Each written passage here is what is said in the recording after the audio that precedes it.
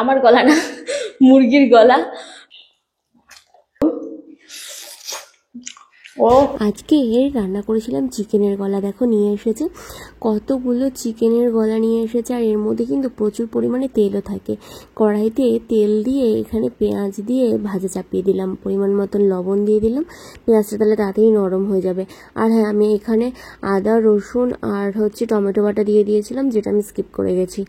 আর এখানে দিয়ে দিলাম লঙ্কা গুঁড়ো, হলুদ গুঁড়ো আর মিট মশলা দিয়ে এবার ভালোভাবে এটাকে কষিয়ে নিচ্ছি। হালকা জল দিয়ে দিলাম। আর তোমরা এখনই বলবে যে এই চিকেনের গলা কেউ খায় নাকি, এগুলো তো আমরা ফেলে দিই। বিশ্বাস করো, আমাদের এখানে না এটা কেজি দরে আলাদা করে বিক্রি হয়। তোমাদের ওখানে কোথাও হয় নাকি জানলে অবশ্যই আমাকে কমেন্টস করে জানিও। তো থালা দিয়ে ঢেকে দিয়েছিলাম, দেখো জল বেরিয়ে এসেছে। আর তারপরে এই জলের মধ্যে কিন্তু এই চিকেনের গলাগুলোকে সুন্দর করে কষিয়ে নেব। আবার একটু ঢেকে দিয়েছিলাম, আর ঢেকে দিলে না চিকেন থেকে প্রচুর জল বেরোয়। আর এই জলের মধ্যে যদি সেদ্ধ করা হয় না চিকেনগুলোকে আর কষানো হয়, তাহলে কিন্তু চিকেনের টেস্ট দ্বিগুণ বেড়ে যায়। দেখো তেল কেমন ছেড়ে এসেছে, আর কালারটাও দেখতে কিন্তু অনেক সুন্দর হয়ে গেছে। এবার কষতে কষতে দেখো তেলটাই অবশিষ্ট রয়েছে, ঝোল কিন্তু আর দেখা যাচ্ছে না। এই পর্যায়ে আমি হালকা একটু ঝোল দিয়ে আমি একটু সেদ্ধ করে নেব।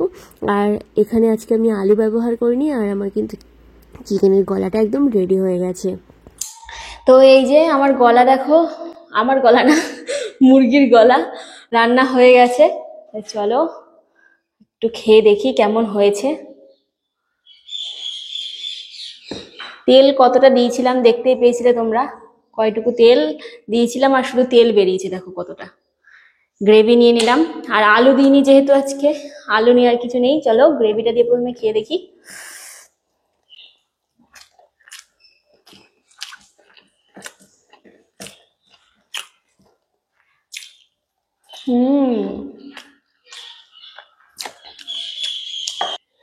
কষা কষা চিকেনে কিন্তু ব্যাপারই একটা আলাদা, খুব গরম।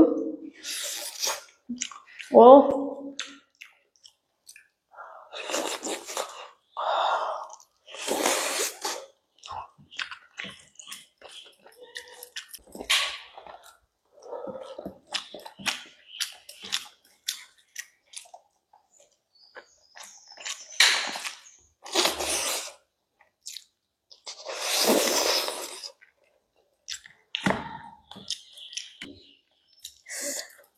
আমাদের এখানে কিন্তু এই চিকেনের গলা কেউ ফেলে দেয় না, কেজি হিসেবে বিক্রি হয়।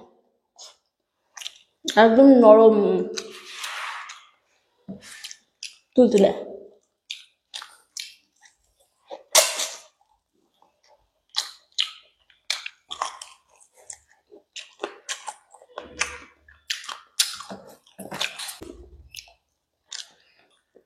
আমাদের এরকম ভাবে কষিয়ে রান্না করে দিলে ফাটাফাটি লাগে। তোমাদের কেমন লাগে অবশ্যই কমেন্টস করে জানিও। টাটা।